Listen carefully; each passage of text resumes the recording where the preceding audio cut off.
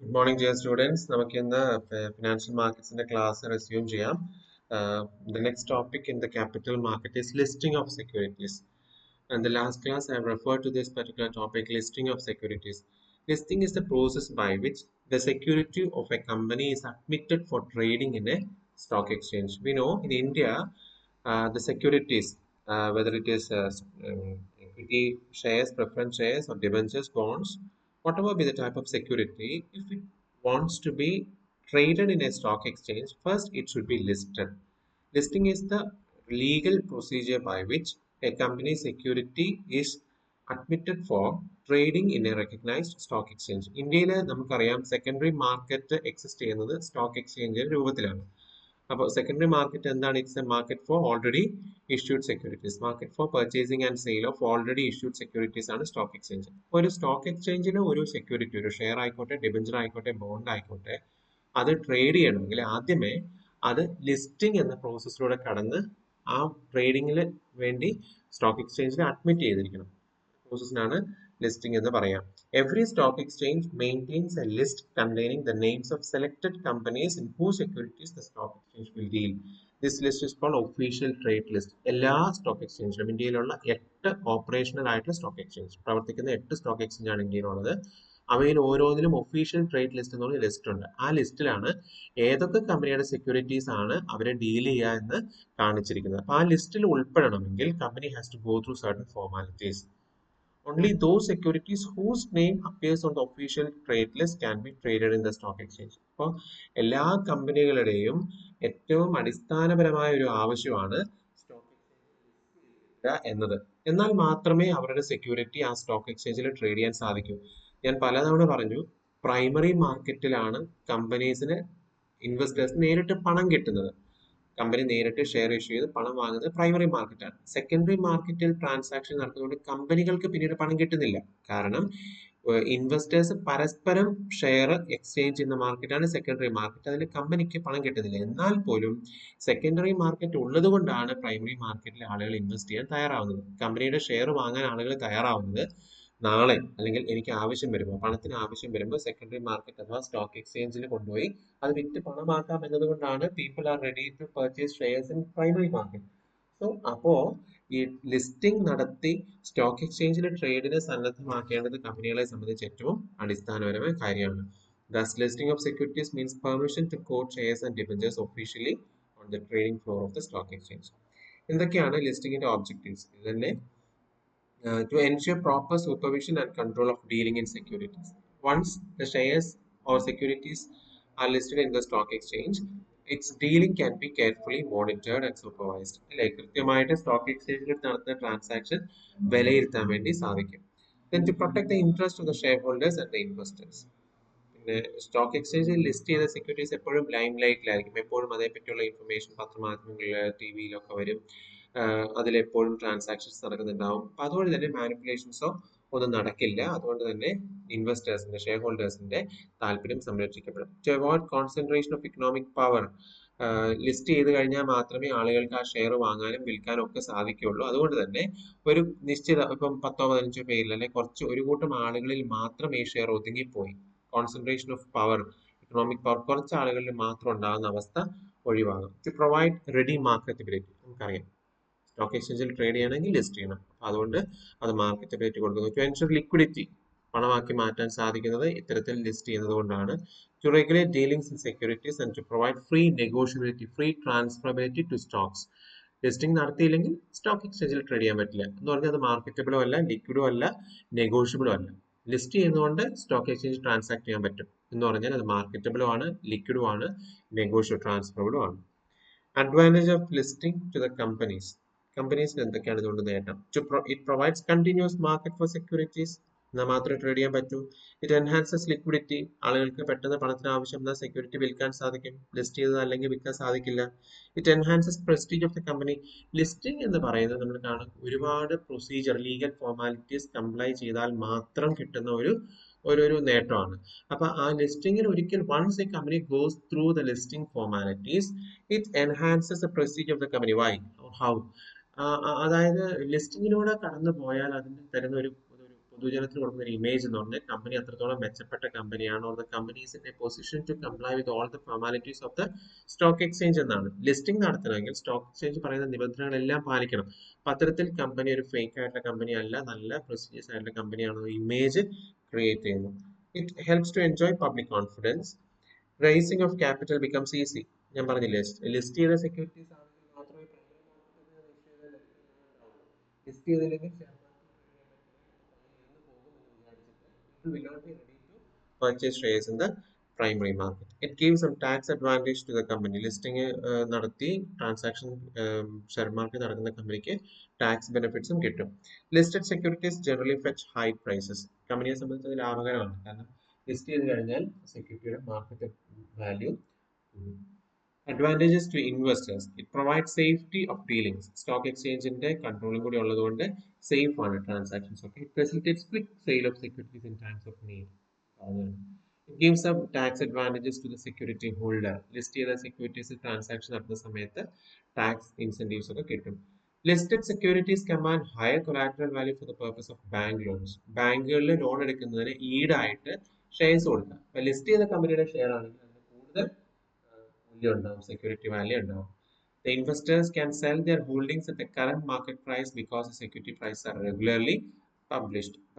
List ചെയ്ത സെക്യൂരിറ്റീസിന്റെ വിലയും അതിലെ മൂവ്മെന്റും പർച്ചേസ് സെയിൽ വിവരങ്ങളൊക്കെ കൃത്യമായിട്ട് പബ്ലിഷ് ചെയ്യുന്നതുകൊണ്ട് തന്നെ ഏറ്റവും മികച്ച വിലയ്ക്ക് ഇൻവെസ്റ്റേഴ്സിന് ഇത് വിൽക്കാൻ സാധിക്കുന്നു. ഇനി എന്തൊക്കെയാണ് ഡിസഡ്വാൻറ്റേജ് ഓഫ് ലിസ്റ്റിംഗ് എന്ന് നോക്കാം. It leads to speculation. ഇതിന്റെ ഒരു അനന്തര ഫലമാണ്. അതായത് ലിസ്റ്റ് ചെയ്യുന്നതുകൊണ്ടാണ് സ്റ്റോക്ക് എക്സ്ചേഞ്ച് ട്രാൻസാക്ട് ചെയ്യാൻ സാധിക്കുന്നത്. സ്റ്റോക്ക് എക്സ്ചേഞ്ച് ട്രാൻസാക്ട് ചെയ്യുന്ന സെക്യൂരിറ്റീസിലൊക്കെ ഊഹ കച്ചവടത്തിന് സാധ്യതയുണ്ട്. ഊഹ കച്ചവടത്തിന് സ്പെക്കുലേഷൻ മീൻസ് എന്ന് പറഞ്ഞാൽ എന്താ, പിന്നെ ജെനുവിൻ ഇൻവെസ്റ്റ്മെന്റ് മോട്ടീവോട് കൂടി അല്ലാതെ വളരെ ഷോർട്ട് ടേം ആയിട്ടുള്ള ലാഭം എടുക്കൽ മാത്രം ലക്ഷ്യമിട്ട് നടത്തുന്ന ചെറിയ കാലത്തേക്കുള്ള നിക്ഷേപമാണ് സ്പെക്കുലേഷൻ എന്ന് പറയാം. അത് സ്റ്റോക്ക് മാർക്കറ്റ് അത്ര ഗുണകരമായ ഒരു കാര്യമല്ല. അപ്പോൾ ലിസ്റ്റ് ചെയ്ത സെക്യൂരിറ്റീസ് മാത്രമേ സ്പെക്കുലേഷൻ സാധ്യതയുള്ളൂ.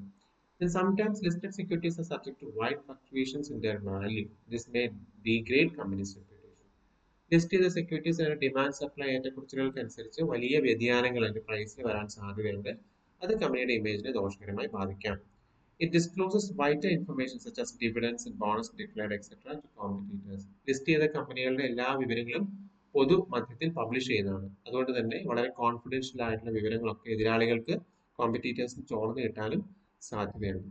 Company has to spend heavily in the process of placing the securities with public. ലിസ്റ്റിംഗുമായി ബന്ധപ്പെട്ട് കുറെ ചിലവുകളൊക്കെ കമ്പനിക്ക് മീറ്റ് ചെയ്യുന്നതായി വരും. It makes people depend upon share brokers, jobbers etcetera. List ചെയ്ത കമ്പനിയിൽ ട്രാൻസാക്ഷൻ നടത്തണമെങ്കിൽ ത്രൂ ബ്രോക്കേഴ്സ് മാത്രമേ നടക്കുള്ളൂ. അപ്പോൾ അവരെ ഡിപെൻഡ് ചെയ്യേണ്ട ആവശ്യം വന്നേക്കും. ഇനി ലിസ്റ്റഡ് സെക്യൂരിറ്റീസ് പൊതുവെ രണ്ട് തരത്തിലുണ്ട്. Group A shares and group B shares. Shares stock exchange list ചെയ്ത് രണ്ട് തരത്തിൽ തിരിക്കാം, group A and group B shares. Group A shares represent large and well established companies having a broad investor base. വലിയ investor shareholding base ഉള്ള വലിയ കമ്പനീസിന്റെ shares ആണ് list A group A ഷെയർസിൽ വരിക. These shares are actively traded. Forward trading is also allowed in group A shares. Derivative trading ഒക്കെ അനുവദിക്കുന്ന വലിയ ട്രാൻസാക്ഷൻസ് നടക്കുന്ന വലിയ കമ്പനിയുടെ ഷെയറാണ് ഗ്രൂപ്പ് എ ഷെയറിൽ വരിക. ആക്റ്റീവ്ലി ട്രേഡ് ചെയ്യാത്ത, അത്ര ആക്റ്റീവായിട്ട് ട്രേഡ് ചെയ്യാത്ത ഷെയർസ് ആണ് ഗ്രൂപ്പ് ബി ഷെയർസിൽ വരിക. ഇനി procedure for listing.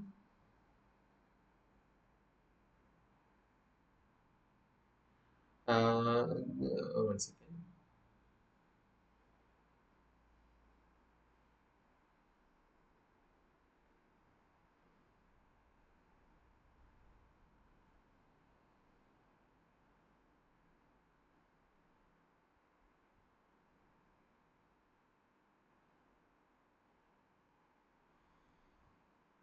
Procedure for listing.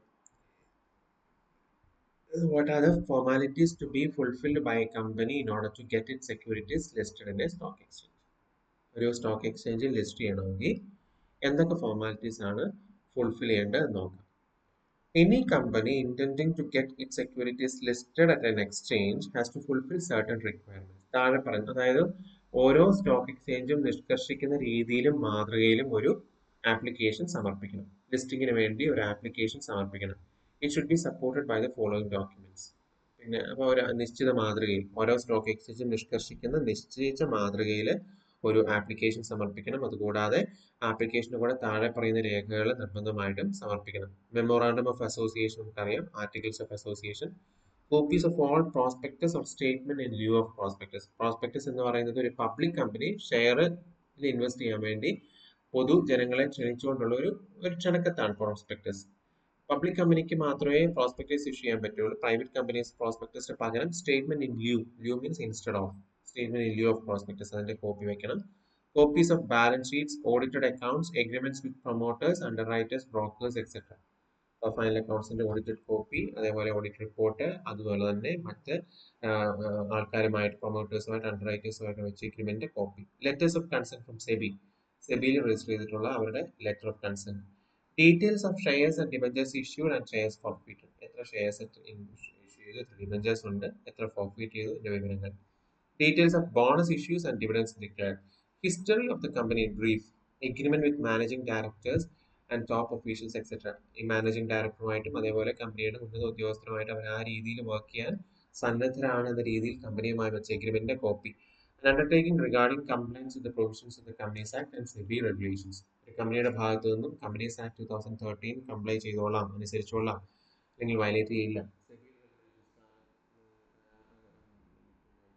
കാലാകാലങ്ങളിൽ വരുന്ന സെബി റെഗുലേഷൻസ് അനുസരിച്ചുള്ള എന്ന രീതിയിലുള്ള ഇത്രയും കാര്യങ്ങൾ ആപ്ലിക്കേഷൻ ലിസ്റ്റിംഗിൽ നിർബന്ധമായി സമർപ്പിക്കേണ്ടതാണ്. ഇങ്ങനെ ആപ്ലിക്കേഷൻ കിട്ടിക്കഴിഞ്ഞാൽ ദ സ്റ്റോക്ക് എക്സ്ചേഞ്ച് ഒരു ലിസ്റ്റിംഗ് കമ്മിറ്റി ഉണ്ട്, അവര് മീറ്റിംഗ് കൂടിയിട്ടാണ് ഈ ലിസ്റ്റിംഗ് അനുവദിക്കുക. അപ്പൊ അതിന് ചില ക്രൈറ്റീരിയ ഉണ്ട്. It has to ensure the listing committee of the stock exchange has to ensure that company fulfils the following conditions of criteria necessary for listing. ഇതൊന്നും നിങ്ങൾ ഒരുപാട് പഠിക്കേണ്ട ആവശ്യമില്ല. ലിസ്റ്റിംഗിനെ സംബന്ധിച്ച് ലിസ്റ്റിംഗ് എന്താണ്, അതിന്റെ ഓബ്ജക്റ്റീവ്സും അഡ്വാൻറ്റേജസും എന്താണ് എന്നതും കൂടി മനസ്സിലാക്കിയാൽ മതി. ഇതൊക്കെ ഒന്ന് ജസ്റ്റ് കേട്ട് പോയാൽ മാത്രം മതി.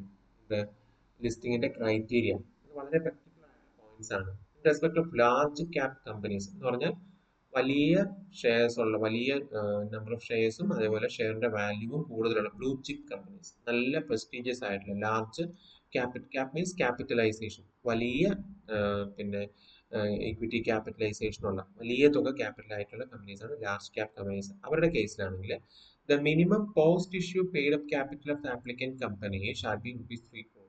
കുറഞ്ഞത് 3 കോടി രൂപ പോസ്റ്റ് ഇഷ്യൂവിന് ശേഷം ക്യാപിറ്റൽ ഉണ്ടായിരിക്കണം. മിനിമം ഇഷ്യൂ സൈസ്, ഇപ്പൊ നിലവിൽ ഇഷ്യൂ ചെയ്യാൻ പോകുന്ന ഷെയർസ് 10 കോടി ആയിരിക്കണം കുറഞ്ഞത്. Minimum market capitalisation of the company shall be 25 crores. Market capitalisation എന്ന് പറഞ്ഞാൽ number of equity shares with issue price multiply ചെയ്ത് കിട്ടുന്നതാണ്. Number of share into issue price, അതാണ് മാർക്കറ്റ് ക്യാപിറ്റലൈസേഷൻ. അത് കുറഞ്ഞത് 25 കോടി ഉണ്ടായിരിക്കണം. Company has paid dividend in at least 2 out of the last 3 financial years. Application കൊടുക്കുന്നതിന് മുന്നേയുള്ള 3 വർഷങ്ങളിൽ 2 വർഷങ്ങളെങ്കിലും കുറഞ്ഞത് ഡിവിഡൻഡ് കൊടുത്ത കമ്പനി ആയിരിക്കണം. Total number of public share holders on the date of application should be at least 1000. Financial institutions അല്ലാതെയുള്ള പൊതു share holders കുറഞ്ഞത് 1000 ആൾക്കാർ വേണം. The company must enter into an agreement with both depositories and copies of the same should be submitted with ISIN activation letter. അപ്പോൾ company ഡെപ്പോസിറ്ററികളുമായിട്ട് sign ചെയ്ത എഗ്രിമെന്റിന്റെ കോപ്പിയും കൂടി വെക്കണം. ഡെപ്പോസിറ്ററി എന്താണ്, ഡീമെറ്റീരിയലൈസേഷൻ എന്താണ്, നമ്മൾ നെക്സ്റ്റ് ക്ലാസ്സിൽ കാണും. എന്താണ്, അതായത് ഇപ്പോൾ പണ്ടത്തേതുപോലെ ഷെയർ സർട്ടിഫിക്കറ്റ്സ് ഫിസിക്കൽ ഫോമിലില്ല. കാരണം പിന്നെ അതെല്ലാം ഡിമാറ്റ് ഫോമിലാണ്, ഇലക്ട്രോണിക് ഫോമിലാണ് ഉള്ളത്. അപ്പൊ അതിന് സഹായകരമായ രീതിയിൽ അല്ലെങ്കിൽ അതിന് വേണ്ട അറേഞ്ച്മെന്റ് ചെയ്യാൻ വേണ്ടി കമ്പനി ഡെപ്പോസിറ്ററി പാർട്ടിസിപ്പന്റ് എന്ന് പറഞ്ഞ ഒരു ഇടനിലക്കാരുമായിട്ട് കരാറിൽ ഏർപ്പെടണം. നെക്സ്റ്റ് ക്ലാസ്സിൽ ഞാൻ ഡിസ്കസ് ചെയ്യും എന്താണ് ഡീമെറ്റീരിയലൈസേഷൻ, എന്താണ് ഡെപ്പോസിറ്ററി. അപ്പൊ അങ്ങനെ അവരുമായിട്ട് ഒരു എഗ്രിമെന്റ് വെച്ചിരിക്കണം. അതേപോലെ copy of the agreement must be submitted along with ISIN activation letter. ISIN എന്ന് പറഞ്ഞാൽ ഇന്റർനാഷണൽ സെക്യൂരിറ്റീസ് ഐഡന്റിഫിക്കേഷൻ നമ്പർ ആണ്. ഇന്റർനാഷണൽ സെക്യൂരിറ്റീസ് ഐഡന്റിഫിക്കേഷൻ നമ്പർ ആണ് ISIN. അപ്പൊ ആ നമ്പർ കിട്ടിയാൽ മാത്രമേ സെക്യൂരിറ്റി ലിസ്റ്റ് ചെയ്യാൻ പറ്റുള്ളൂ. ആ നമ്പർ ആക്ടിവേറ്റ് ചെയ്തു എന്നുള്ള ലെറ്ററും കൂടി ഉണ്ടായിരിക്കണം. എന്നാൽ മാത്രമേ ലിസ്റ്റിംഗ് അനുവദിക്കൂ. ഇനി സ്മോൾ ക്യാപ് കമ്പനീസ് ആണെങ്കിൽ minimum post issue paid up capital 3 crores ഉണ്ടായിരിക്കണം. മിനിമം ഇഷ്യൂ സൈസ് 3 crores ഉണ്ടായിരിക്കണം. മിനിമം മാർക്കറ്റ് ക്യാപിറ്റലൈസേഷൻ 5 crores ഉണ്ടായിരിക്കണം. Minimum income of the company, minimum income or turn over, രണ്ട് വ്യത്യാസമാണ് അല്ലെ. ഇൻകം എന്ന് പറഞ്ഞാൽ നമുക്ക് കിട്ടുന്ന മൊത്തം വരുമാനമാണ്. ടേൺ ഓവർ എന്ന് പറഞ്ഞാൽ നമ്മുടെ സെയിൽ പ്രൊസീഡ്സ് ആണ്. അത് 3 crores in each of the preceding 12 months period. കഴിഞ്ഞ 3 വർഷങ്ങളിലും കുറഞ്ഞത് 3 കോടി രൂപയെങ്കിലും ടേൺ ഓവർ ഉള്ള കമ്പനി ആയിരിക്കണം. Minimum number of public share holders 1000 ആയിരിക്കണം. ഇത് ഉറപ്പാക്കണം. ഈ ലിസ്റ്റിംഗ് ക്രൈറ്റീരിയ വലിയ കാര്യമായിട്ട് നിങ്ങൾ നോക്കേണ്ട ആവശ്യമില്ല കേട്ടോ. ജസ്റ്റ് ഒന്ന് കേട്ട് ഒന്നോ രണ്ടോ പോയിന്റ്സ് മനസ്സിൽ വെച്ചാൽ മാത്രം മതിയാവും. ഇത്രയാണ് ലിസ്റ്റിങ്ങിനെ കുറിച്ച് പറയാനുള്ളത്.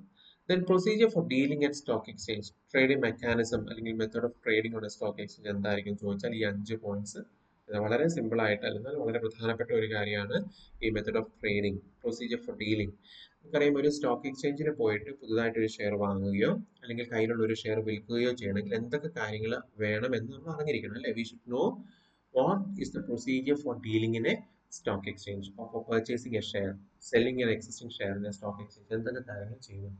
Number one, selection of a broker. An individual investor or an institutional investor cannot deal directly with a stock exchange. ഒരു സ്റ്റോക്ക് എക്സ്ചേഞ്ചോ നാഷണൽ സ്റ്റോക്ക് എക്സ്ചേഞ്ച് പോലുള്ള സ്റ്റോക്ക് എക്സ്ചേഞ്ചുമായിട്ട് നേരിട്ടുള്ള ഇടപാട് അനുവദിക്കില്ല. പകരം ജിയോജിത്ത് എന്നോ അല്ലെങ്കിൽ ഷെയർ ഖാൻ എന്നോ ഇക്വിറ്റീസ് എന്നൊക്കെ പേരിൽ പല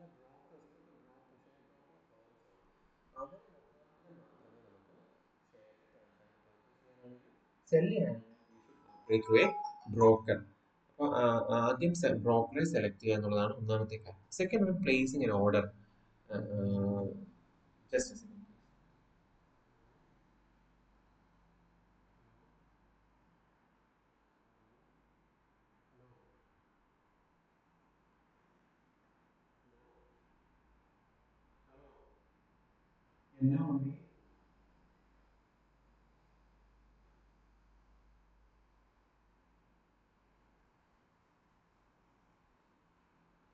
അപ്പൊ ബ്രോക്കറെ സെലക്ട് ചെയ്ത് നമ്മൾ തീരുമാനിക്കണം. പിന്നെ നമ്മൾ അത് ബ്രോക്കറെ സെലക്ട് ചെയ്യാൻ ബാങ്കിന്റെ സഹായം തേടാം. സെക്കൻഡ്, പ്ലേസിംഗ് ഒരു ഓർഡർ ആണ്. അപ്പോൾ ബ്രോക്കറെ സെലക്ട് ചെയ്ത് കഴിഞ്ഞ് നമ്മൾ പർച്ചേസ് ചെയ്യാനാണെങ്കിൽ പർച്ചേസിന്റെ ഒരു ഓർഡർ, സെൽ ചെയ്യാനാണെങ്കിൽ സെയിൽ ഓർഡർ പ്ലേസ് ചെയ്യണം. അത് ഡിപ്പെൻഡിങ് അപ്പോൺ ദി സർക്കംസ്റ്റാൻസസ്. ഇപ്പോൾ പിന്നെ നമ്മൾ വാങ്ങാനാണെങ്കിൽ ഏറ്റവും കുറഞ്ഞ വിലയ്ക്ക് വാങ്ങാനായിരിക്കും നമ്മൾ തീരുമാനിക്കുക അല്ലെങ്കിൽ നമുക്ക് താല്പര്യപ്പെടുക. വിൽക്കാനാണെങ്കിൽ ഏറ്റവും കൂടിയ വിലയ്ക്ക് വിൽക്കാനായിരിക്കും താല്പര്യപ്പെടുക. അത് എത്രയാണ് അല്ലെ എങ്ങനെയാണെന്നുള്ളത് ബ്രോക്കറുമായിട്ട് ആലോചിച്ചിട്ട് we should place an order. Third one, making the contract.